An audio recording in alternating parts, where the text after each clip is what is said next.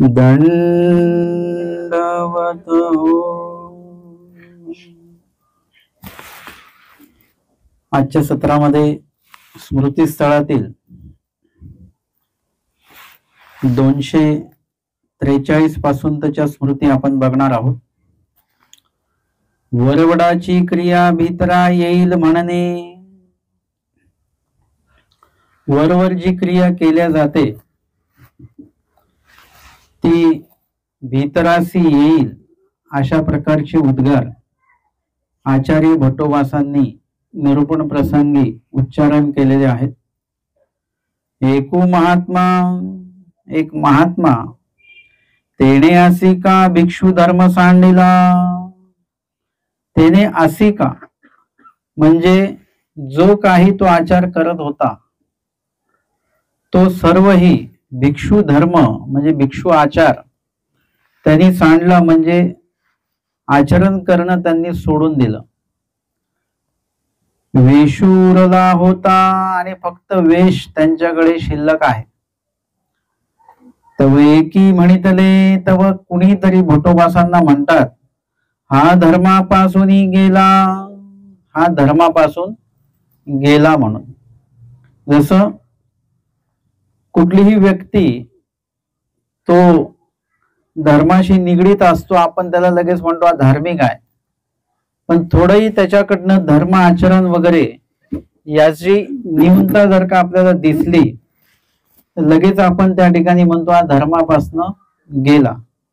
परंतु त्याच्या अंतरामध्ये किती धर्म शिल्लक आहे हे आपल्याला माहिती नसतं, किंवा आपल्या अंतरात स्वतःच्या अंतरात किती धर्म शिल्लक आहे हे सुद्धा आपल्याला माहिती नसतं.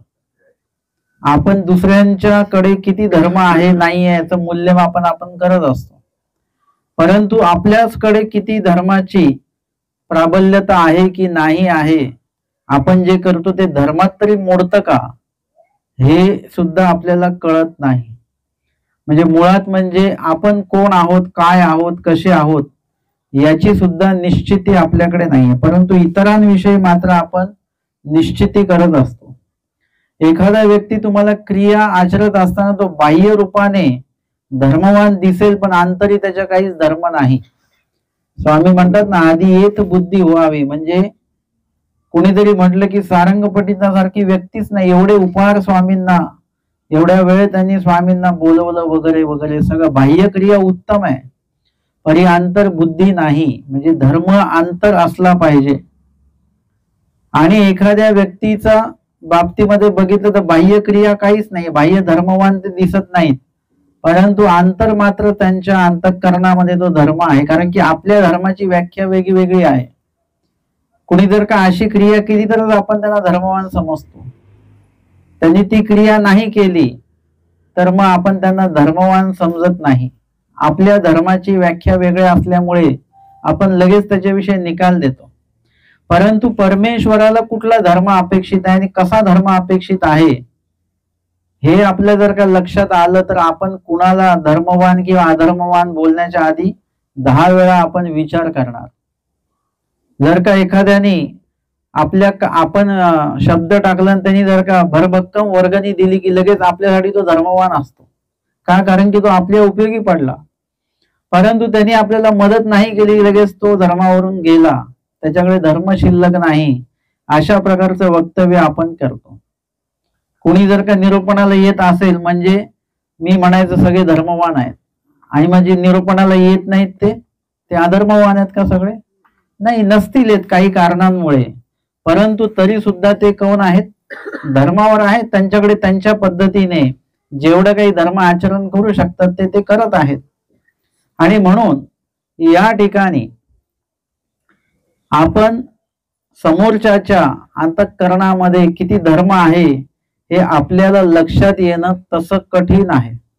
जसं भट्टोबास म्हणतात, नेवाशाला जेव्हा माईम भट्ट येऊन गेले तेव्हा ते म्हणतात की गोसाव्यांचा माईया इकडे येऊन गेले ते, पण स्वामींना भेटायला मात्र आले नाहीत असं भट्टोबासांनी म्हटलं.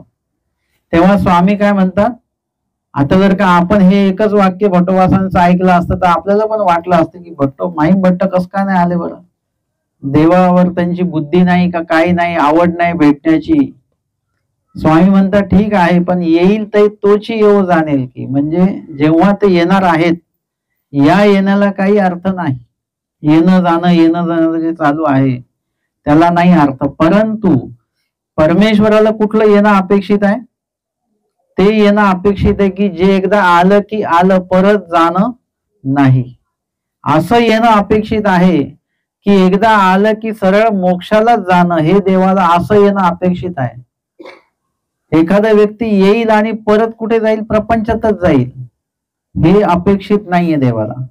आणि म्हणून त्या वेळेला स्वामींनी त्यांच्या त्या अधिकाराबद्दल बोललेले, कुठला जीव कसा अधिकारी आहे आणि त्याचा तो अधिकार कुठल्या वेळेला फलद रूपाला येणार आहे हे आपल्याला माहिती नाही. पूर्व काळामध्ये भट्टोबासांना ज्यांनी पाहिलं त्यांना भट्टोबास वाया गेला असंच वाटलं. परंतु त्यांनी जेव्हा विचारलं, सांपे नागदेव भट्टाचं काय चालू आहे, काय कानावर येत नाही बातमी, त्यांनी सांगितलं आता त्यांचं तुम्हाला माहित नाही का त्यांच्याबद्दल, ते आता गोसाव्यांचे झाले. असं म्हणून स्वामींचं नाव जसं घेतलं तसं त्यांना वेध झाला, नामाच्या दाढायमध्ये तो विषय येतो. आणि लगेच ते तसेच निघून आलेत. कुठे पोहोचले? ते हिवरळीला पोहोचलेले आहेत. म्हणजे लखुदेव ते तसेच्या तसेच आलेले आहेत. म्हणजे काय आहे की भट्टोबासांच्या बाबतीमध्ये एवढा बदल झाला. पूर्व काळातले भट्टोबास आणि या काळातले भट्टोबास म्हणजे कुणाचा अधिकार काय असेल काही सांगता येत नाही. सर्वांना हरवणारे आमचे माहीम भट्ट, आणि त्यांनी देवाला जिंकलं. म्हणजे देवाच्या स्वरूपामध्ये त्यांनी आपलं स्थान निश्चित केलं. अशा प्रकारचा बदल म्हणजे कुठला अधिकार कुठे जातो? स्वामींच्या समोर उंच पायऱ्यांवर बसून स्वतःचं पूजन करणाऱ्या बाईसा एकदम स्वामींना उचासनी बसवतात आणि त्रिकाळ स्वामींचा पूजा अवसर करतात. सेवेमध्ये विनम्रपणे त्या ठिकाणी आहेत. कुणाचा अधिकार कसा काही सांगता येत नाही. स्वामींच्या ठिकाणी डांगरेश आहेत, आपण त्यांना श्वान देहामध्ये बघतो आहोत म्हणून आपल्याला त्यांची किंमत नसेल, तर मात्र आपल्याला परमेश्वराच्या वियोगामध्ये काय केलं पाहिजे, त्याच्यामुळे काय होतं त्या गोष्टीची किंमत, त्या गोष्टीचं मूल्य आपल्याला अजूनही माहिती नाहीये. म्हणून कुणाचा अधिकार काय असेल? एखादा बेडूक येऊन आमच्या स्वामींना बघत राहतो, एखाद्या सापाला आमचे स्वामी दृष्टीच्या योगाने संबंध दान देतात, म्हणजे त्याच्याकडे पाहतात वगैरे वगैरे. अशा कितीतरी घटना आहेत अशा की कुणाचा अधिकार काय आणि कुणामध्ये किती धर्म, किती याच्यामध्ये शिल्लक असेल हे सांगता येत नाही. जसं एखादी जमीन बघितली आपण उन्हाळ्यामध्ये, जर का बघितली, अरे ह्याच्यामध्ये काहीच नाहीये, अशीच ओसाड जमीन आहे इतर. परंतु त्या जमिनीवर जेव्हा पाणी पडतं, पाऊस पडतो, त्यावेळेला तिथे इतकं घास का होईना उगवतं की नाही.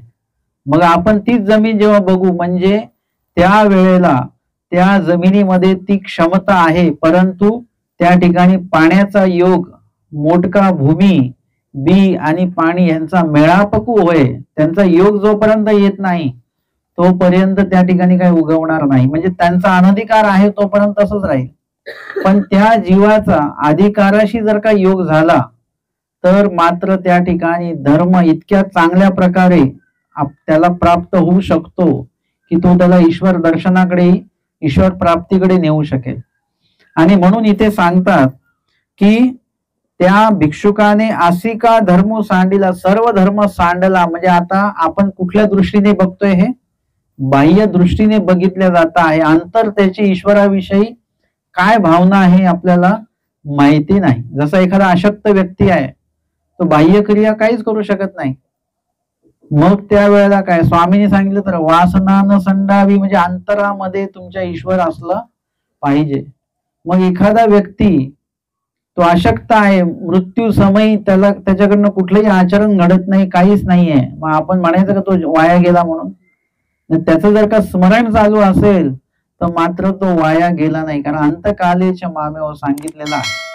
म्हणजे अशा पद्धतीने कुणाच्याही धर्माचं मूल्यमापन आपण स्वतः करू शकत नाही. आपल्या स्वतःच्या अंतरातलंही धर्माचं मूल्यमापन आपल्याला करता येत नाही. आपण खूप धर्मवान, असं म्हणता येत नाही, समोरचा अधर्मवान आहे असंही म्हणता येत नाही आपल्याला. वेशू उरला होता, आता त्यांच्याकडे धर्म रूपाने काय आहे, वेश शिल्लक आहे अजून. जर का वेश आहे म्हणजे काहीतरी संभावना तिकडे असू शकते. संभावना म्हणजे त्या ठिकाणी परत धर्म रुजू होण्याची चिन्ह त्या ठिकाणी असू शकतात. तेव्हा एक जण भटोबासांना म्हणतात की हा धर्मापासूनही गेला, म्हणजे हे आता धर्मापासून गेले, विधी आचरण वगैरे काहीच नाहीये, गुरु भेट नाही, काही नाही. भटोबास त्यांना म्हणतात निषेधून सेविता वेशू असे, निषेधून सेविता. निषेध म्हणजे कुठले कुठले निषेध त्या दिवशी बघितले आपण, कुठल्या तरी स्मृतीमध्ये बघितले ना निषेध, विकार विकल्प, 3 निषेध सांगितले. विकार विकल्प आणि बोला माझ्यासोबत, विकार. हे परीक्षेला प्रश्न येऊ शकतो बर का. हो खरंच, परीक्षेला प्रश्न येईल मग तुम्ही बघा अरे बाबांनी सांगितलं होतं, त्यावेळी आपण म्हटलं असतं तर मुखामध्ये तो शब्द बोलला गेला असता आणि लक्षात राहिला असता. आणि त्यानंतर चौथा कुठला सांगितला, देवतेचा क्षेद, हा चौथा निषेध सांगितला. एकूण कुठले कुठले झाले मग, विकार विकल्प, हिंसा आणि देवतेचा क्षेद, हे 4 हे जे काही निषेध सांगितलेले आहेत त्या निषेधाला चुकवून भटोबास म्हणतात निषेधू न सेविता वेशू असे, म्हणजे ह्या क्रियावधीचा जो काही दोष आहे, विकार विकल्प हिंसा, क्रियावधीचे दोष आहेत. क्रियावधीचे दोष म्हणजे काय, क्रिया करता क्षणी प्रमाद आक्षेपतो, दोष घडतो, त्याला क्रियावधीचे प्रमाद असं म्हणतात. आणि देहावधीचे प्रमाद म्हणजे दोष घडल्यानंतर देह असेपर्यंत प्रायश्चित्ताला ज्याला उरी आहे, प्रायश्चित्त जो करू शकतो, त्याला देहावधीचे प्रमाद असं म्हटलं जातं. आलं लक्षात तुमच्या, आलं की नाही, नाही झालं, नाही आलं. क्रिया घडल्या घडल्या दोष घडतो, त्याला क्रियावधीचे, त्याला फक्त क्रियेचा अवधी आहे, क्रिया घडली की लगेच दोष.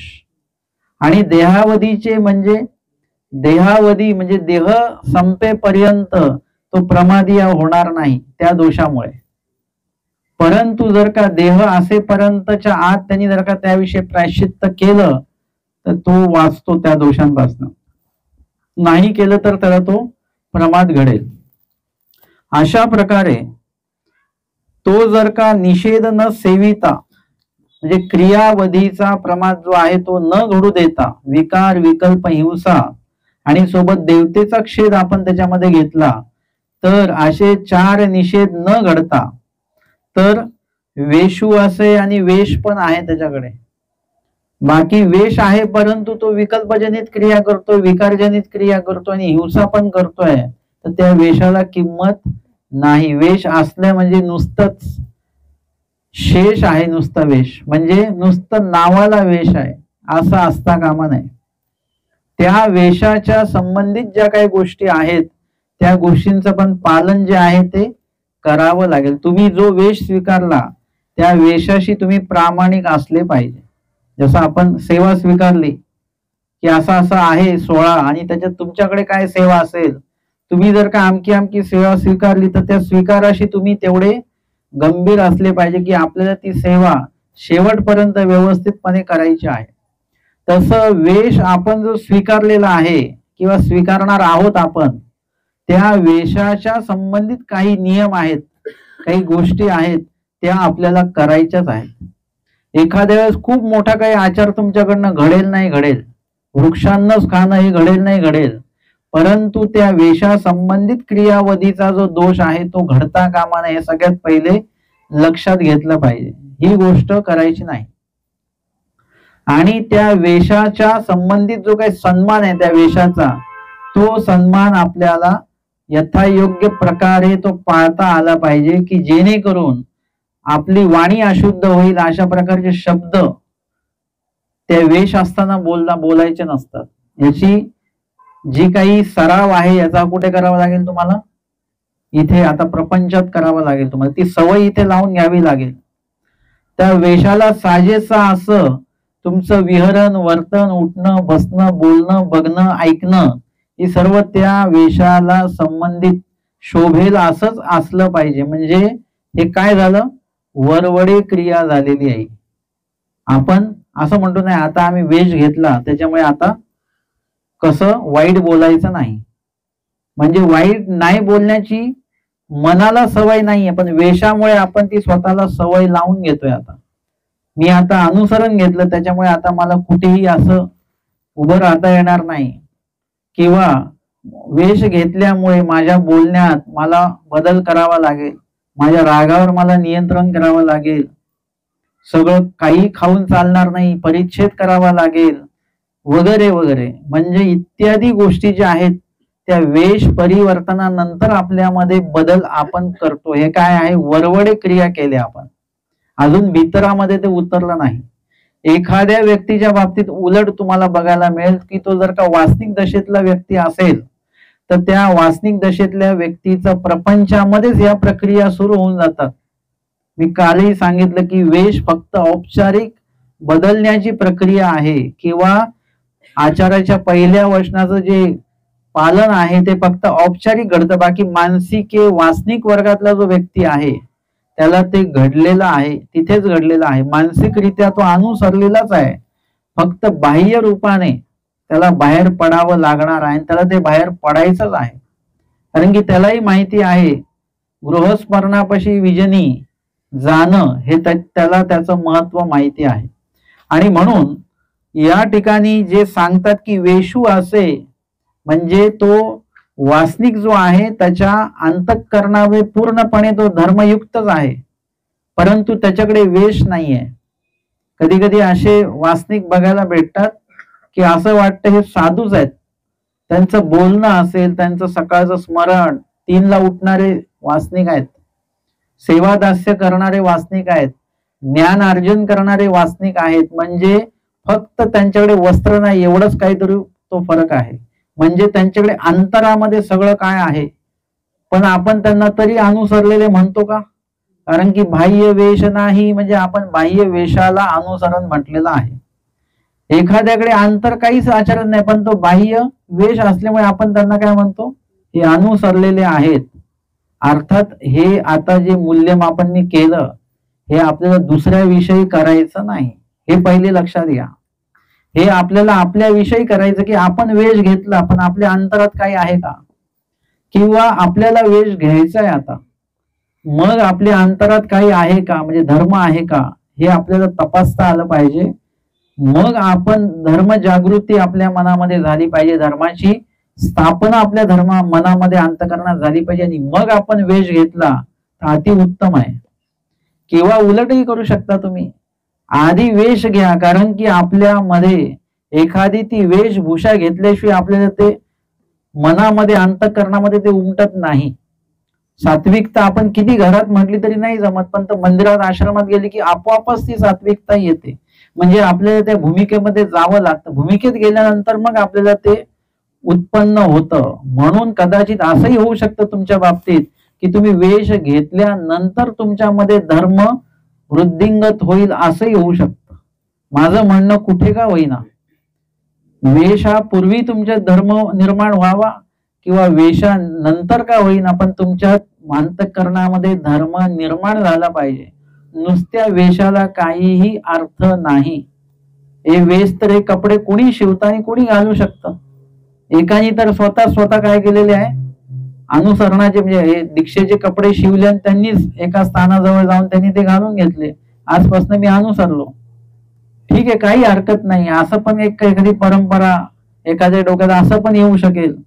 परंतु माझं म्हणणं की वेश परिवर्तनाआधी किंवा नंतर मनामध्ये जर धर्म वाढला पाहिजे, मनातला अंतःकरणातला, म्हणजे तो जर का धर्म वाढला तर तो बाह्य स्वरूपामध्ये तो आपोआपच प्रगट होणार.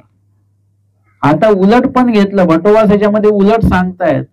ठीक आहे, निषेध न चुकविता वेशू असे, म्हणजे जर का त्यांच्याकडे वेश आहे, तो संन्यास वेश आहे, तर नाही गेला म्हणजे अजून तो गेला नाही. बघा, म्हणजे भट्टोबास शेवटच्या कडेपर्यंत अपेक्षा ठेवतात किंवा तो धर्मावर आहे की नाही याचं मूल्यमापन भट्टोबास कशा प्रकारे करत आहेत त्याच्यामध्ये किती बारकावा आहे. म्हणजे आपल्याला असं वाटतं की एखादी संधी आपल्या हातातनं गेली म्हणजे गेली. काही लोक असतात की बाबा त्यांना इतक्या वाजता पोथीला येणं शक्य आहे, परंतु ते बघतात आता निम्मी वेळ झाली, म्हणजे अर्धा तास किंवा 20-25 मिनिटं पोथी संपले, म्हणजे सुरू झाली, सुरू होऊन 25 मिनिटं झालेली आहेत, आता किती बाकी आहेत? 30-35 मिनिटच बाकी आहेत. मग आता कशाला जायचं? परंतु भट्टोबासांनी इथे काय बघितलेलं आहे? वेश आहे का, म्हणजे अजून तो धर्मापासून गेला नाही. 25 मिनिटाची निरूपण गेले, पण 35 मिनिटाचं निरूपण शिल्लक आहे ना. 10 मिनिटाचं शिल्लक असेल, 15 मिनिटाचं, 20 मिनिटाचं, 5 मिनिटाचं का होईना, तुम्ही शेवटच्या 5 मिनिटाला आलात आणि एखादं वाक्य कानावर पडलं तर त्या वाक्यावरून पण सुद्धा तुमच्या अंतःकरणाला मध्ये बदल होऊ शकतो किंवा तुमच्यासाठी ते वाक्य उपयुक्त ठरू शकतं. कधी कधी एखादं रेकॉर्डिंग ऐकताना एखादं नुसतं आपण म्हटलं 5 मिनिटं लावूया, कोणाचा आवाज आहे, कसा आहे, कसं सांगतात, नुसतं 5 मिनिटासाठी लावलं तरी त्याच्यातनं असं काहीतरी महत्वाचं प्राप्त होतं की त्याच्यामुळे आपल्याला ते पुढच्या धर्मक्रियेसाठी ते उपयुक्त ठरतं. कोणीतरी मला फोन केलेला, त्यांनी सांगितलं की असंच ते रेकॉर्डिंग बघत असताना तुमचं नाव आलं तिकडे वगैरे, आणि म्हणून ते सहज ते रेकॉर्डिंग सुरू केली आम्ही, आणि त्यानंतर आज जवळजवळ 20-25 दिवस झालं आम्ही सलगपणे ते ऐकतोय आणि एवढी माहिती मिळाली त्याच्यातनं. माझं असंच नाही, असं कुणाचंही तुम्ही धर्मयुक्त कुणाचंही ऐका, तुम्हाला त्याच्यातनं काही ना काही प्राप्त होतं. ते 5 मिनिटं ऐका, नाहीतर काही वेळासाठी ऐका. ते पारधी जे आले स्वामींच्या समोर उभे राहिले, त्यांना स्वामींनी किती वेळ निरूपण केलं असेल? आता 1 तासाचं निरूपण होतं का ते? नाही, 1 तास सांगायची गरजच नाही. ते स्वामी आहेत आणि ते सुद्धा काही दृष्टीने ते अधिकारी आहेत. त्याच्यामुळे थोडं 5-2 वाक्यामध्ये सांगितलं आणि त्यांना लगेच त्या ठिकाणी स्वामींच्या त्या वाक्याचा बोध झाला. जीवेश्वर भाव नसेल उमटला त्यांना, परंतु त्या वाक्याचा आणि त्या वाक्यातील स्वामींच्या विचारांचा बोध त्यांना झाला आणि त्यांनी लगेच म्हटलं आजपासून आम्ही सोडून देतोय. म्हणजे लीळाचरित्र तरी 4-5च वाक्य दिलेली आहेत. वास्तविक आपण 5 मिनिटं म्हणू, 10 मिनिटं म्हणू, 15 मिनिटं म्हणू, 15 मिनिटांमध्ये त्यांनी त्यांचा हिंसा धर्म सोडलेला आहे. ही छोटी गोष्ट नाही, असं कोणी काही सोडत नाही. आपण इथे 10 दिवस 20 सत्र जरी ऐकले तरी आपण काही सगळं सोडणार आहोत का? घरदार सोडणार आहोत का? काही सोडणार नाही आपण. पण इथे 15 मिनिटांमध्ये त्याची उपजीविका ज्याच्यावर चालते ते गोष्टच त्यांनी सोडून दिलेली आहे. म्हणजे एक आपल्याला जेवढंही धर्म ऐकायला मिळेल, श्रवण करायला मिळेल, तेवढं आपण श्रवण करण्यासाठी उपस्थित राहायचं. शेवटचं 15 मिनिटं का मिळेना, आपण उपस्थित राहिलं पाहिजे. जेवढा वेळ असेल, तुम्ही म्हटले की आम्हाला आता जायला 15 मिनिटं बाकी, तेवढ्या वेळात काय करायचं? स्मरण करा. तेवढ्या वेळामध्ये एखादं पुस्तक वाचा, काहीतरी श्रवण करा, वाचन करा. त्या 15 मिनिटाचा उपयोग तुम्ही जर का घेतला तर त्या 15 मिनिटातल्या वाचन, श्रवण वगैरेमुळे तुम्हाला काहीतरी साह्य प्राप्त होऊ शकतं आणि आपल्यातला तेवढा धर्म उपयोगी पडतो. तुम्हाला मी ते उदाहरण सांगेल, थोडं आधुनिकच उदाहरण आहे. तुम्हाला जायला 15 मिनिटं आहेत, तेवढ्या 15 मिनिटात तुम्ही मोबाईल चार्जला लावत नाहीत का? जेवढा होईल तेवढा 15 मिनिटांमध्ये लावतो की नाही आपण? तो 5% झालं तरी तुम्ही म्हणता 5% तरी झाला, म्हणजे तेवढेच त्याचं आयुष्य जे आहे त्याच्या त्या पॉवरचं तेवढं वाढलं की. तसं तुम्ही 15 मिनिटं जरी धर्म ऐकला, 10 मिनिटं जरी धर्म ऐकला, तरी तो काय होतो, तुम्हाला लाभदायक ठरतो. म्हणून शिल्लक किती आहे ते बघायचं, संपलं किती ते बघायचं नाही. आयुष्याच्या बाबतीमध्ये हे मूल्यमापन करू शकता. आयुष्य किती संपलं हे बघत राहा, शिल्लक किती आहे ते बघू नका. संपलं किती, खूप आयुष्य संपलं आपलं. आता धर्माच्या बाबतीमध्ये धर्म किती सांगून, म्हणजे किती वेळ संपलेला आहे तर नका बघू, किती वेळ शिल्लक आहे तो बघा आणि तेवढा वेळ उपयोगी लावा. काही वयस्कर मंडळी म्हणतील आता आमचं वय झालं, आता काय अभ्यास करायचा, काय वाचायचं, काय ऐकायचं, आमच्या डोक्यावरून जातं. नाही ऐकायला आलं तरी बसायचं. तुम्हाला काहीच ठार ऐकायला येत नाही काही, तरी सुद्धा धर्मश्रवणासाठी बसा. कारण की त्या ठिकाणी बसणं हे सुद्धा महत्वाचं आहे. म्हणजे ते ठिकाणच तसं आहे की त्या ठिकाणी अनेक जण बसून नामस्मरण करत आहेत, धर्मश्रवण करत आहेत, त्या धर्मबुद्धीने एकत्र झालेले आहेत. त्याच्यामुळे काय होईल की त्या ठिकाणी जे वातावरण त्यामध्ये नुसतं गेलात जरी तुम्ही, थंडीच्या दिवसात थोडस ऊन जरी तुम्हाला स्पर्श झाला की तुम्हाला बरं वाटतं की नाही, उन्हात गेलो की लगेच. मग तसंच आहे की थोड्या वेळ जरी धर्माच्या संपर्कात गेलात तरी तो धर्म तेवढ्या वेळासाठी वाढू शकतो. आपलं लक्ष हेच असलं पाहिजे की आपल्यातला धर्म आपण वाढता ठेवला पाहिजे. मागच्या महिन्यामध्ये आमच्याकडे किती पाठांतर होतं, या महिन्यात किती पाठांतर आहे, वृद्धिंगत झालो पाहिजे धर्मदृष्ट्या आपण. आणि आपल्याकडे धर्म हा कुठल्या ना कुठल्या माध्यमातून राहिला पाहिजे, टिकला पाहिजे. मग तो वेशाच्या माध्यमातून असो, स्मरणाच्या माध्यमातून असो, धर्मश्रवणाच्या माध्यमातून असो, सेवा दास्याच्या माध्यमातून असो, जे जे स्वामींनी विहित केलं त्या त्या माध्यमातून तो धर्म जो आहे तो आमच्यामध्ये टिकला पाहिजे, धर्म गेला नाही पाहिजे. आणि म्हणून सांगतात वेशू असे तव नाही गेला, वेश जर का आहे तर तो धर्मापासून गेला नाही असं भट्टोबास म्हणतात. कारण की वेश जर का असेल तर त्याचा लाभ असा होतो, आता ज्यांनी वेश घेतला नाही त्यांना त्याचं महत्व नाही कळणार. तुम्ही जेव्हा वेश घ्याल, संन्यास वेश, त्यावेळी तुम्हाला कळेल की वेश असल्यानंतर सुद्धा आपण कितीतरी धर्मयुक्त कार्य हे एक तर समोरच्याला दिसावं म्हणून करत असतो, नाटक म्हणून करत असतो, किंवा त्या वेशाला बघून आपल्याला वाटतं की नाही नाही स्मरण केलं पाहिजे म्हणून मनापासून पण करत असतो. म्हणजे वेश असेल तर कितीतरी योगाने आपला धर्म हा सुरू राहतो. कदाचित मी गाठी घेऊन नाटक करत असेल स्मरण करण्याचे की सगळ्यांना माझा प्रभाव पडावा, मी नाटक करतो आहे, माझी प्रसिद्धी वाढवतो आहे, परंतु मला बघून जर का तुम्ही पण म्हटलं अरे आपणही डोळे बंद करून स्मरण केलं पाहिजे तर काय होईल, मी जरी नाटक करत असलो पण तुम्ही तर खरं करताय की नाही. म्हणजे कुठेतरी आपल्यामध्ये अशा प्रकारचं तरी नाटक असलं पाहिजे की समोरच्या मध्ये खरोखरचा धर्म जागृत व्हावा, आपल्याला देखो वेखी.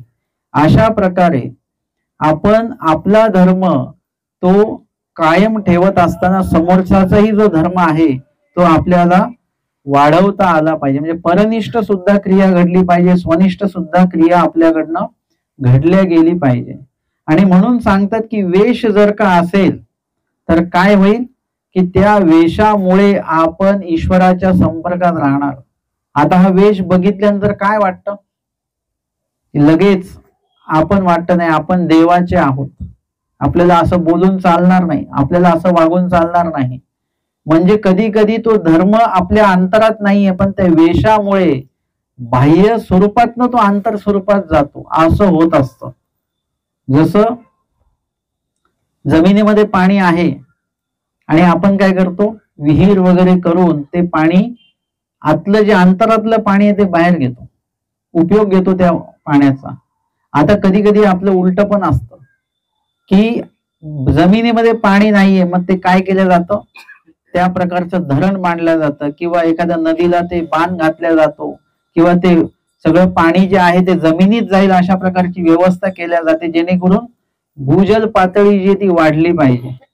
एक तर आंतर स्वरूपातनं पाणी इकडे येणार आहे, बाह्य स्वरूपात येणार की बाह्य स्वरूपात पाणी असेल तर ते आंतर स्वरूपात नेता येणार आहे. तसं धर्म जो आहे तो अशा दोन्ही बाजूनी आपल्याला बरोबर त्याचं जे उपयोग जो आहे तो घेता आला. म्हणजे आपल्या अंतरात धर्म असेल तो बाह्य स्वरूपामध्ये आणता आला. म्हणजे अंतरामध्ये धर्मच नसेल आपल्याला कळतो आपल्याला धर्म किती अंतरात आहे, तर तो नसेल तर तो बाह्य स्वरूपातनं बाह्य क्रियेतनं जबरदस्ती का होईना स्थानाला जायचा भाव नाही, लिळापाट नाही, काय नाही, तरी सुद्धा जायचं. हळूहळू जाता जाता आपल्यामध्ये तो धर्म उतरत जाईल, पाझरत जाईल. जरी जमिनीत पाणी नाहीये तरी काय होईल, जसं जसं पाऊस पडेल तस तसं जमिनीमध्ये पाणी मुरत राहील मुरत राहील. जेवढा जास्त पाऊस पडेल तेवढं जास्त पाणी त्या जमिनीमध्ये मुरणार आहे.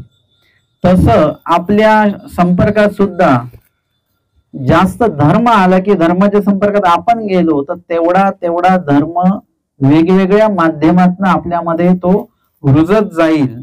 वरवडाची क्रिया भितरा येईल आणि काय होईल, वरवडाची क्रिया ते म्हटले वरवडे करिता भितरासी ये. भट्टोबासांनी म्हटलं की वरवडाची क्रिया म्हणजे वर वर केलेली जी क्रिया आहे ती भितरासी ये म्हणजे आपोआप ती काय होते, अंतरामध्ये संचरते. जर का मी स्मरणाचं नुसतं नाटकच करतो आहे तर कधीतरी मला असं वाटेल ना, आपण लोकांना तर फसवतोय पण देवाला सुद्धा फसवतोय आपण. आणि हे किती वर्ष चालणार असं? एरवी तरी मी गाठी घेऊन 5, 10, 15 मिनिटं बसतोच आहे की नाही. मग ते नाटक करण्यापेक्षा खरोखर जर का केलं तर गाठी तर फिरतेच आहे, मनी फिरतातच आहे, डोळे तर बंदच आहे, सगळी पोझिशन तशीच आहे आपली, स्मरणाची जशी असली पाहिजे तशी बैठक आहे आपली. मग एवढं सगळं असताना आपण नाटक का करतो, आपण खरं का नाही करत आहे? मग नाही, असं देवाला फसवून चालणार नाही, ईश्वराच्या साधकांना फसवून चालणं. कधीतरी प्रायश्चित होईल त्याचं, कधीतरी दुःख वाटेल, कधीतरी आपल्याला त्याच्याबद्दल खेद वाटेल आणि खरोखरचं स्मरण त्या ठिकाणी आपलं निर्माण होऊ शकतं. परंतु त्यासाठी तुम्हाला आधी काय करावं लागेल, नाटक तरी का होईना ते करावं लागेल. आधी खोटं खोटं का होईना ते करावं लागेल. आणि ते करता करता किंवा वरवडे का होईना, नाटक आणि खोटं म्हटलं तर थोडस अवघड वाटेल, परंतु आपण वरवडे का होईना ते करता आलं पाहिजे आपल्याला. तर मग रडता येत नाही आपल्याला एखादा विधी करताना, पण तशी काहीतरी मनामध्ये ते आलं पाहिजे, आपण रडायचंय वगैरे, रडलो पाहिजे, दुःख वाटलं पाहिजे, असं वरवडे का होईना वाटलं पाहिजे. आणि मग ते भितरासी येईल. आमच्याकडे ते मागे तुम्हाला सांगितलं असेल मी हे, की देखोवेखी आचरण कसं असतं. एक जण जे होते, चांगले प्रतिष्ठित व्यक्ती होते आणि चांगले विद्वान होते, ग्रस्त आश्रमात असून त्यांच्या संपर्कात एक व्यक्ती आला, तरुण पोरगा, आणि त्यांनी पण उपदेश घेतला आणि तो त्यांना जास्त फॉलो करायचा, त्या ग्रस्तांनाच. हे एकदम चांगले आहेत, म्हणजे त्यांच्यासाठी, त्या मुलासाठी ते आदर्श होते. ते जसं करायचे तसं तो करायचा. मग एकदा असं झालं की देवपूजेला बसले होते सगळे मंदिरामध्ये आमच्या, आणि ते वंदन करत असताना ते जे व्यक्ती आहेत ते प्रसाद वंदन करायला वाकले की ते असे करायचे, असं करायचे.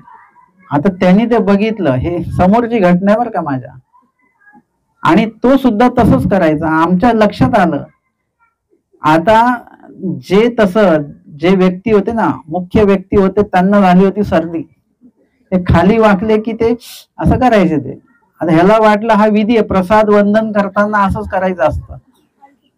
म्हणजे आम्ही हे लक्षात घेतलं की यांना सर्दी झाली, ते त्यांचं तेच चालू होतं, परंतु यांनी पण ते तसं केलं. आणि मग लक्षात आलं की कसं, म्हणजे आता त्याला जर का कोणी सांगितलं की नाही, ते जे व्यक्ती होते ते रडत होते म्हणून ते तसं करत होते, तू असं का करत होता, तर तो म्हणेल मी ते करत होते म्हणून मी करत होतो, असंही होऊ शकतं. परंतु जेव्हा त्याला कळेल की नाही नाही, प्रसाद वंदन करताना, विशेष वंदन करताना लीळा आठवल्या गेली पाहिजे आणि ते दुःख वाटलं पाहिजे वगैरे वगैरे, म्हणजे तो खोटं खोटं का होईना पहिले रडेल. त्याच्यानंतर हळूहळू जर का त्याला त्या ज्ञानस्तर त्याचा वाढला, धर्म त्याच्यातला वाढला, त्याला त्याबद्दलचं वियोग विरह हे जर का समजायला लागलं धर्मातलं, तर निश्चितच त्याला सुद्धा काय होईल, खरोखरचं रडू येऊ शकतं. आणि अशा पद्धतीने वरवडे का होईना आपल्याला धर्म आचरण करता आलं. तुमचं आता जरी स्मरण घडत नसेल तरी गाठी घेऊन बसा, डोळे बंद करून बसा, 1 तास स्मरण करणार, त्यातले 55 मिनिटं ते इकडे तिकडेच गेले तुमचे, हे आठव ते आठव. 5च मिनिटं नाम घेतलंय, परंतु आज 5 मिनिटं घेतलं असेल तर उद्या 10 मिनिटं, 15 मिनिटं, असं वाढत वाढत वरवडे जे तुमचा विधी होतोय तो भितरासी आहे. जे प्रपंचातले लोक आहेत, जे नूतन साधनवंत आहेत, नवीन उपदेश घेतलेले आहेत, ते काय लगेच भितरात त्यांच्या धर्म थोडी उमटतो. ते वरवडेच आधी सुरू राहतं.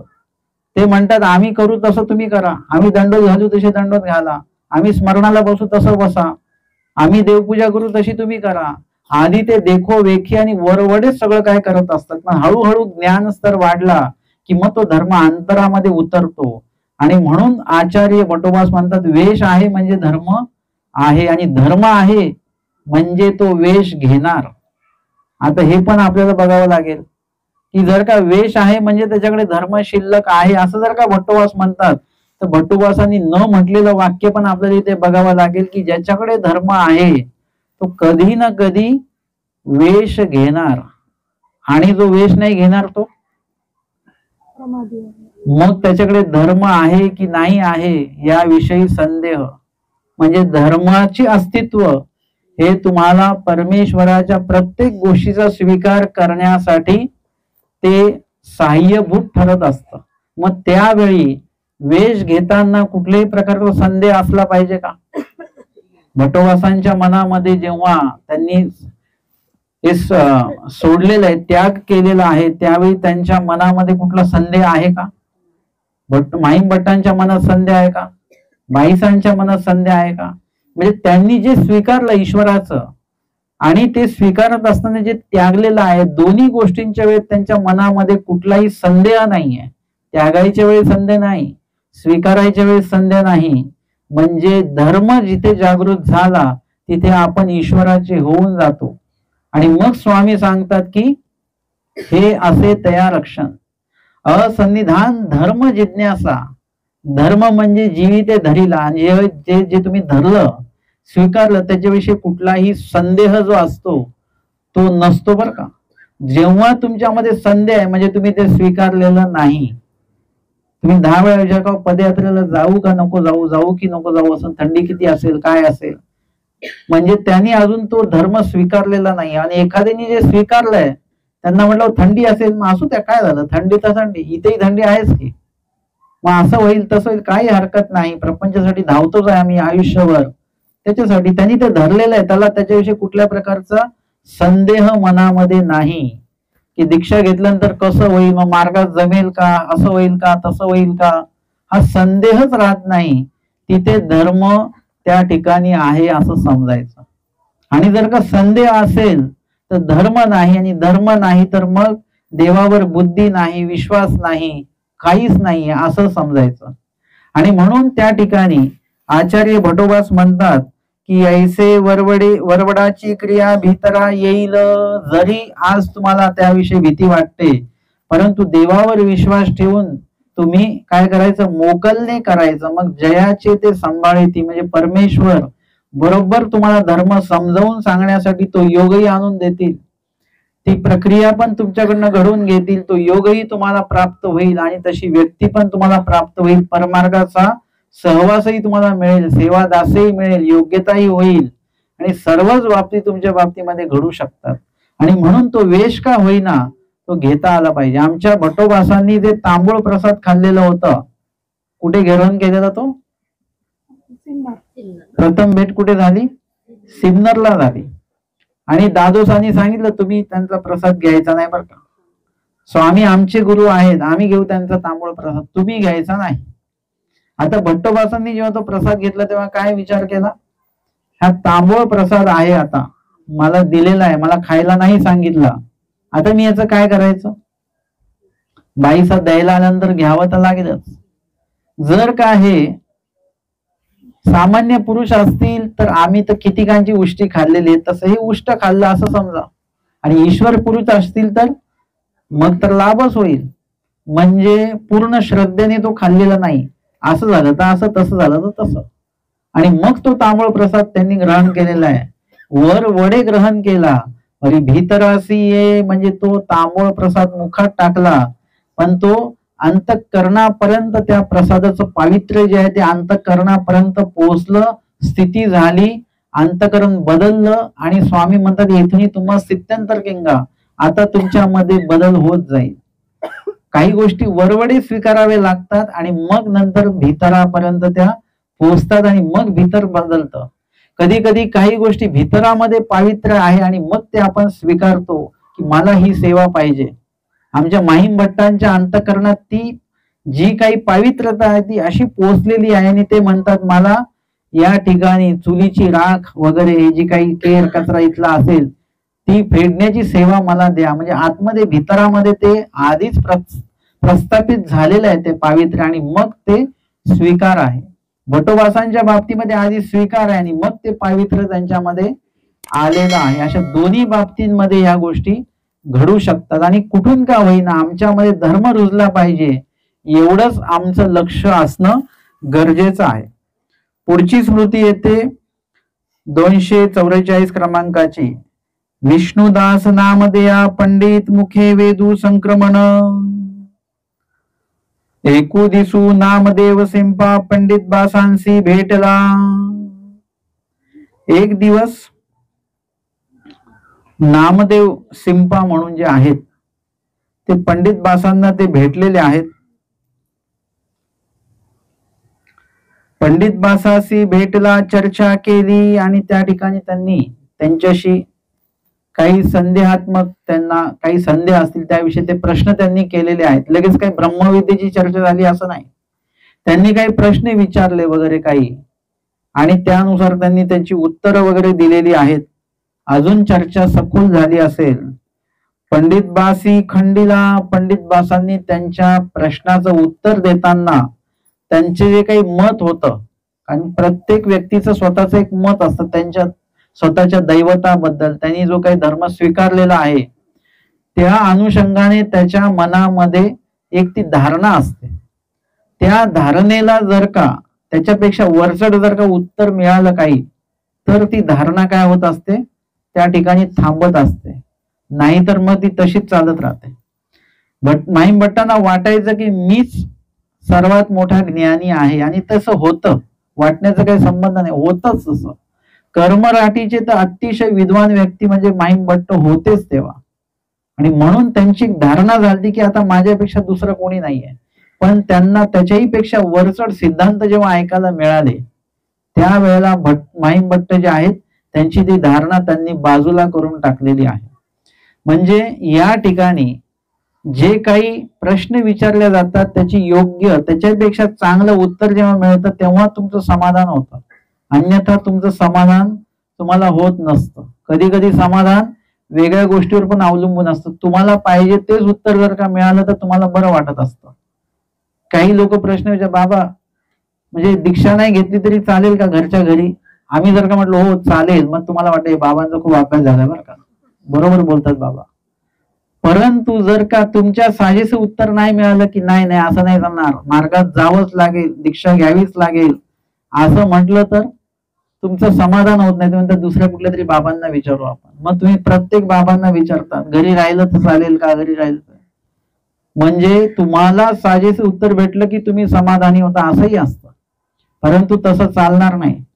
तुम्हाला जे उत्तर मिळतं आहे ते वैचारिक पातळीवर कसं आहे, सिद्धांत आहे का, तो हे तुम्हाला कळलं पाहिजे. आणि सिद्धांत काय आहे, कसा आहे, आणि त्यानुसार ते उत्तर भेटलं. ते तुम्हाला जर का अशक्य जरी वाटत असलं तरी ते काय आहे, तो सिद्धांत आहे, त्याला तुम्ही टाळू नाही शकत.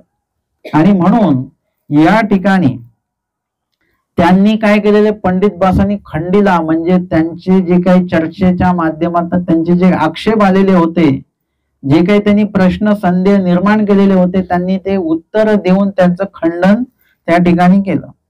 मग उपदेशू मागू लागला, आणि मग ते म्हणाले मला उपदेश द्या, म्हणजे या धर्मामध्ये मला प्रवेश माझा झाला पाहिजे. म्हणजे उपदेश हा आपल्या धर्मामध्ये कधीपासून चालू झाला तर स्मृतीस्थळामध्ये इथे हे वाक्य मात्र आलेलं आहे. एरवी आम्हाला सगळ्या स्मृतीमध्ये बहुतांशी मग त्याने भिक्षा केली असंच येतं, पण उपदेश घेतला असं मात्र काही येत नाही. परंतु उपदेशाची ही प्रक्रिया त्या ठिकाणी होतच असेल. स्मृतीस्थळ जे आहे त्या स्मृतीस्थळातील स्मृती जी आहे अधिक विस्तृत प्रमाणामध्ये आपल्याला इथे बघायला मिळत नाही. स्मृतीमध्ये अतिशय थोडक्या वाक्यांमध्ये जो सिद्धांत आहे तेवढाच फक्त दिलेला आहे. थोडी स्मृती अजून विस्तृत असती तर अजून आपल्याला त्याच्यातनं भरपूर काय प्राप्त झालं असतं. पण स्मृती बघितली तर अगदी थोडक्यात त्यांनी त्या स्मृती आहेत. आणि मग इथे ते म्हणतात की उपदेश मागू लागला, म्हणजे इतर स्मृतींमध्ये पण तो उपदेश धर्म दिला जात असेल, परंतु तो या स्मृतींमध्ये त्याचा उल्लेख केला गेला नाही. या स्मृतीमध्ये मात्र तो उल्लेख जो आहे तो झालेला आहे की ते उपदेश मागू लागला परिनेदितीची, परंतु मात्र त्यांनी मागितला आणि लगेच यांनी दिला असं नाही. त्यांनी काय केलेलं आहे, कधी कधी असं असतं की व्यक्ती एकदम सत्व गुणाची लाट येते आणि मग तो ते मान्य करतो की हो आजपासून मी असं करेन, मी संकल्प देतो. संकल्प वगैरे काही देऊ नका, काही दिवस ते पाळून बघा जमतंय का वगैरे, वर्ष 6 महिने, आणि मग तुम्ही बघा. जसं मार्गामध्ये एखादी दीक्षा घेण्यासाठी जर का आले लगेच त्यांना आज आला उद्या दीक्षा दिली असं नसतं. त्यांना 6 महिने थांबवतात, ठेवतात, कधी 1 वर्ष, काही ठिकाणी 3 वर्ष ठेवतात त्याला. कारण की तेवढ्या 3 वर्षात कधीतरी एखादा दोष त्याच्यामध्ये जो असेल त्यांनी तो दाबून ठेवलेला असेल तो कधीतरी बाहेर पडू शकतो. एखादा तामस व्यक्ती असतो तो म्हणतो मला चिडायचं नाही बरं का, परंतु खूप अशा काही घटना घडल्या की त्याला चिड निर्माण होते, तो एकदम तामस गुणाचा त्याचा उद्रेक होऊन जातो. म्हणजे त्याला थोडासा कालावधी द्यावा लागेल. जो तामस व्यक्ती आहे त्याची परीक्षा खूप कमी वेळ घ्यावी लागते, जास्त वेळ घ्यावी लागत नाही, तो कुठे ना कुठे लगेच त्याची चिडचिडी दिसते. राजस व्यक्ती आहे त्याची परीक्षा त्याच्यापेक्षा जास्त घ्यावी लागेल. आणि जो सात्विक व्यक्ती आहे त्याची परीक्षा सगळ्यात जास्त वेळ घ्यावी लागते. कारण की सत्व गुण किती अंतरापर्यंत आहे तो लक्षात घ्यावा लागतो. तामस गुण लगेच निदर्शनामध्ये येतो, पण सात्विक गुणाच्या बाबतीमध्ये तो किती सात्विक आहे काय आहे यासाठी अधिक वेळ द्यावा लागतो. म्हणून लगेच काही उपदेश दिला जात नाही, लगेच काही संन्यास दिला जात नाही, लगेच काही धर्म सांगितला जात नाही. त्याची अधिकार प्रकृती कशी आहे, त्याचं उठणं बसणं कसं आहे, त्याचं बूज कसं आहे, त्याची योग्यता कशी आहे, सगळं तपासावं लागतं. आणि मग त्याचा तो कुठल्या अधिकाराचा आहे त्या पद्धतीने त्याला ज्ञान सांगावं लागतं. जसं पाणी पिणारा जो जीव आहे मनुष्य देहातला, त्याला ते पाणी तुम्ही कशात द्यायचंय, तांब्यामध्ये द्यायचंय की ग्लासामध्ये द्यायचंय की चमच्याने पाजायचंय, त्याच्या वयावर अवलंबून आहे ना. लहान एकदम तानुलं बाळ असेल तर त्याला चमच्यानेच द्या, त्याला तांब्या दिलं तर नाही चालणार. आणि एखादा मोठा माणूस आहे तर चमच्याने पाणी तुम्ही द्यायला लागले तर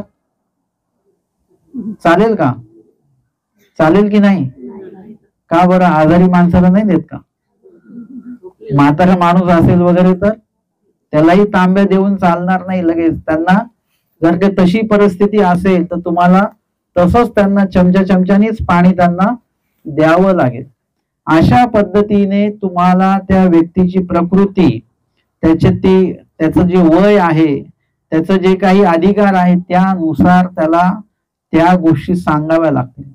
एखाद्या व्यक्तीचा अधिकार लहान वयामध्ये पण उत्तम प्रकारचा असतो, एखाद्या व्यक्तीचा अधिकार उत्तम वयामध्ये सुद्धा उत्तम प्रकारचा अधिकार नसू शकतो. जोची अवसर विषया, प्रपंचाला जो वेळ देतो तो वय आपलं उत्तम प्रकारचा आहे, अधिकार मात्र उत्तम नाही असंही असू शकतं. एखाद्या व्यक्तीचं वय सरत चाललंय आणि त्याचा अधिकार मात्र आपल्याला चांगला दिसतोय की तो त्या वयातही सेवा दास्य करतोय, ज्ञान अर्जन त्याचं चालू आहे, पाठांतर चालू आहे, असंही बघायला मिळतं. अधिकाराचं काही सांगता येत नाही, आपण जसा जोडलेला आहे तसा तो आपल्याला प्राप्त होतो. आणि म्हणून इथे अधिकाराच्या अनुरूप आमच्या या महानुभाव पंथामध्ये अधिकाराच्या अनुरूप ते ज्ञान दिल्या जात असतं. जर का तो अधिकार उत्तम असेल तर कुठलाही अर्थ लगेच समजेल, ज्या त्या अर्थ आयताची असेल. आणि एखाद्या व्यक्तीचा अधिकार नसेल तर किती सांगितलं तरी तो अर्थ त्याच्या डोक्यावरून निघून जाईल, असं अधिकाराच्या अनुरूप होत असतं. म्हणून असं मी किती जरी बोललो 1 तास आणि त्याचं नंतर प्रश्न विचारून तर काही जर का नाही आलं तर मला काही दुःख होत नाही, कारण की मला ही स्मृती माहिती आहे किंवा अधिकार अनधिकार योग्यता अयोग्यता या गोष्टी माहिती आहेत. एखाद्याचा अधिकार नसेलच तर त्याला ते प्राप्त होणार नाही. परंतु अधिकार नसेल असं तुमच्या जर का लक्षात आलं की आमचा अधिकारच नाही, तर तो अधिकार वाढण्याची सवलत आमच्या देवाने दिलेली आहे, ती उपाय देवाने सांगितलेला आहे. तर कमीत कमी अधिकार नसणं हे काही दोषजनक नाही आहे, पण अधिकार नाही हे कळायला नंतर सुद्धा ते अधिकार वाढवण्यासाठी कुठलाच आपण उपाय करत नाहीये, हे जास्त खेदजनक आहे. आणि म्हणून एखाद्याचं वचन पाठ होत नाही, स्मरणाला बसणं होत नाही, विजन समजत नाही, देवधर्म कळत नाही, त्या व्यक्तीने काय केलं पाहिजे, तो देवधर्म, तो स्मरण असेल, ते धर्मशास्त्र असेल, ते वाढवण्याच्या दृष्टीने काहीतरी हातपाय हलवले पाहिजेत, उपाय काहीतरी केले पाहिजेत. आणि तो धर्म आपण, तो अधिकार जो आहे तो वाढवता आला पाहिजे आपल्याला स्वतःला. तो वाढवता येतो बरं का, नाही असं नाही. अधिकार नाही म्हणजे शून्य झालाच नाही तुम्ही. जीव सर्वाधिकारी हे वचन देवाने असं सांगून ठेवलेलं आहे की तुम्ही तुमचा अधिकारही वाढवू शकता. आणि म्हणून तुमचा अधिकार जसा असेल तसंच तुम्हाला ऐकायला मिळेल. आता सगळीकडेच आम्ही काय एकदम म्हणजे उच्च लेवलचं असं सांगत नाही. काही ठिकाणी बघतो एकदम सामान्य लोक आहेत, त्यांना काहीच नाही माहिती, मग आम्ही एकदम साधारण निरूपण असतं एकदम, मग त्याच्यामध्ये वाटले लोक बरे आहेत, मग त्या ठिकाणी अजून थोडस व्यवस्थित निरूपण असेल. एखाद्या ठिकाणी चांगलं अध्ययन करणारे लोक असतील, मग त्यांच्या पुढे आपण कुठलाही विषय जरी घेतला तरी त्यांना तो समजतो. असा अनुभव मला माझ्या या कार्यकाळामध्ये अनेक वेळा आलेला आहे. म्हणून ज्याचा जसा अधिकार तसं त्याला ते ऐकायला मिळतं किंवा तेवढंच त्याच्या डोक्यात बसत असतं. आणि म्हणून ते नेदितीची म्हणजे त्यांनी काही त्यांना उपदेश वगैरे काही दिला नाही. मग कृष्ण अवतारावरी बुद्धी आणली आणि मग त्यांनी काय केलेलं आहे, जोपर्यंत ईश्वरावर बुद्धी येत नाही तोपर्यंत ज्ञान देणे नाही, उपदेश देणे नाही. ईश्वरावर बुद्धी येणे म्हणजे अन्य व्यावृत्ती प्रकरण जो आहे तो भाग समजणे की अमके अमके देवता आहेत पण परमेश्वर नाही. हे संपूर्ण जे काही मायेपर्यंतची जी काही वचनं आहेत तिथपर्यंत, माया स्थानापर्यंत जी वचनं आहेत तिथपर्यंतचा पूर्ण जो काही स्वामींनी विवेचन केलेलं आहे ते समजणे हा भाग पहिले कळायला पाहिजे की या देवता आहेत या परमेश्वर नाहीयेत. हा एक भाग लक्षात आला की मग या नवही स्थानीच्या देवता जर का परमेश्वर नाही तर परमेश्वर कोण, कोटचे काय, मग चैतन्या पर परमेश्वर तो देव श्री चक्रधर सकळ जीवा ते रक्षिता हो, हे उद्धरिता हो, हे लक्षात येणार. म्हणजे आधी अन्य व्यावृत्ती, अन्याची व्यावृत्ती आणि शेवटच्या वचनात पराची प्रतिष्ठा ही नंतर आहे. पराची प्रतिष्ठा पहिले नाहीये, पराची प्रतिष्ठा नंतर आहे. आधी अन्याची व्यावृत्ती लक्षात आली पाहिजे. ती व्यावृत्ती इथे पंडित बासांनी त्यांची करून घेतली आणि चैतन्यापर परमेश्वर म्हणजे कृष्ण अवतारावर बुद्धी आणली. कधी येईल, जेव्हा अन्याची व्यावृत्ती केल्याशिवाय कृष्ण अवतार हे परमेश्वर आहेत आणि परमेश्वर म्हणजे नेमकं काय असा संपूर्ण जो काही आलेख आहे तो त्यांनी त्यांना समजून सांगितला. मग तेने दिस वाया विनये पदे, दिस गेले वाया विनये पदे केली. आणि मग त्यांनी त्यांच्या लक्षात आलं की आपले कितीतरी दिवस वाया गेले, आपण नको त्या गोष्टीला परमेश्वर मानत बसलो, म्हणत बसलो, भजन पूजन अर्चन करत राहिलो आणि इकडे कृष्ण महाराज परमेश्वर आहे त्याच्याकडे आपलं लक्षच नाही, कधीच आपण त्याविषयी त्या दृष्टीने बघितलं नाही. म्हणून काय झालं, दिस गेले वाया विण म्हणजे माझे दिवस कसे गेले, वाया गेले. म्हणजे त्याचा मला परमेश्वरा विण, परमेश्वराच्या त्या जे काही परमेश्वराचं बूज आहे त्याच्याशिवाय माझा हा धर्म जो आहे, माझे जे जीवन आहे, दिवस आहेत ते वाया गेले. एकी वासना कवीश्वर बासी खंडीला, एका मताने असं म्हणतात पंडित बासाने, नाही तर कवीश्वर बासांनी त्यांच्या त्या धारणेचं खंडन केलेलं आहे. तैसाची केमद्या म्हणजे केमदेव नावाचे कोणतरी, जसे नामदेव आहेत तसंच कोणतरी केमदेव सुद्धा त्यांच्याही बाबतीमध्ये अशाच प्रकारची घटना घडलेली आहे असं या ठिकाणी या स्मृतीमध्ये आपण श्रवण केलेलं आहे. आजच्या सत्रामध्ये आपण स्मृतीस्थळातील 243 आणि 244 अशा दोन स्मृतींवर श्रवण आणि चिंतन केलेलं आहे. दंडवत हो.